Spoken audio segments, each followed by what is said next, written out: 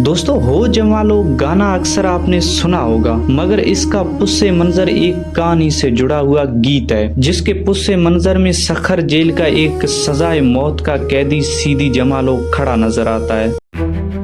अस्सलामुअलैकुम, मैं हूं जमालुद्दीन रेगिस्तानी। ये कई दहाइयां पहले की बात है जब सीदी जमालो सखर जेल में कैद था। उस पर सजाए मौत का फैसला सुनाया जा चुका था, बस अमल दरामद बाकी था। मौत का खौफ तो अपनी जगह, मगर असल अजियत उससे अपनी बीवी और बच्चों के मुस्तकबिल की फिक्र थी। वो सोचता था कि उसके बाद उसके अहले खाना का क्या बनेगा, क्या वो दरबदर हो जाएंगे, क्या भीख मांगने पर मजबूर हो जाएंगे। जेल में जब भी किसी और सजाए मौत के कैदी को फांसी के लिए ले जाया जाता था, सीदी कई दिन तक खामोश और मुद्दतरब रहता, जैसे अपनी बारी का इंतजार कर रहा हो। उन्हीं दिनों सिंध में सखर और रोड़ी के दरमियान दरियाए सिंध पर एक नया रेलवी पुल तमीर हुआ। ये पुल अपने वक्त का एक अनोखा शायकार था, बगैर सतून के मौलक पुल, मगर उसकी मजबूती पर किसी को यकीन नहीं था। रेलवे के ड्राइवर इस पुल से ट्रेन गुजारने से इनकारी थे।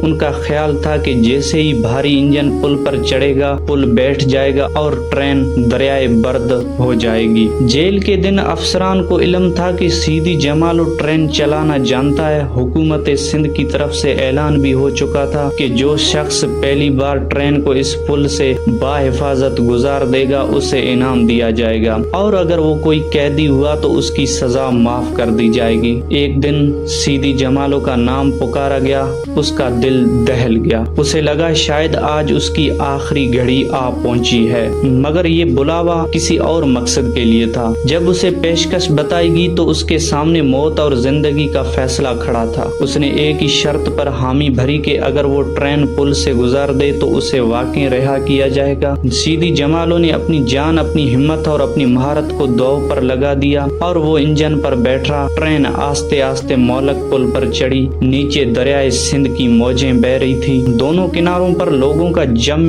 गफीर जमा था। सांसें रुकी हुई थी और फिर वो लम्हा आया जब ट्रेन पुल के दूसरे किनारे बाहिफाजत पहुंच गई। पुल सलामत था, ट्रेन सलामत थी और सीदी जमालो भी खुशी, हैरत और दाद और तहसीन का शोर बुलंद हुआ। उस लम्हे पहली बार लोगों की जुबान से बोल निकले, हो जमालो वाह वाह जमालो। कहा जाता है कि जब सीदी जमालो रिहा होकर घर पहुंचा तो उसकी बीवी ने भी इसी गीत से उसका इस्तकबाल किया, जैसे ये नगमा सिर्फ कामयाबी का नहीं बल्कि जिंदगी की वापसी का ऐलान हो। यूं ही हो जमालो मौज एक सिंधी गीत नहीं रहा, बल्कि एक ऐसे इंसान की कहानी बन गया जिसने मौत के साए में खड़े होकर हिम्मत, महारत और उम्मीद सारे अपनी तकदीर बदल ली। यही वजह है कि आज जब भी ये गीत गाया जाता है तो इसमें खुशी के साथ साथ एक गहरी तारीखी और इंसानी गूंज सुनाई देती है। तो दोस्तों, अगर वीडियो अच्छी लगी तो चैनल को सब्सक्राइब करें। अल्लाह हाफिज।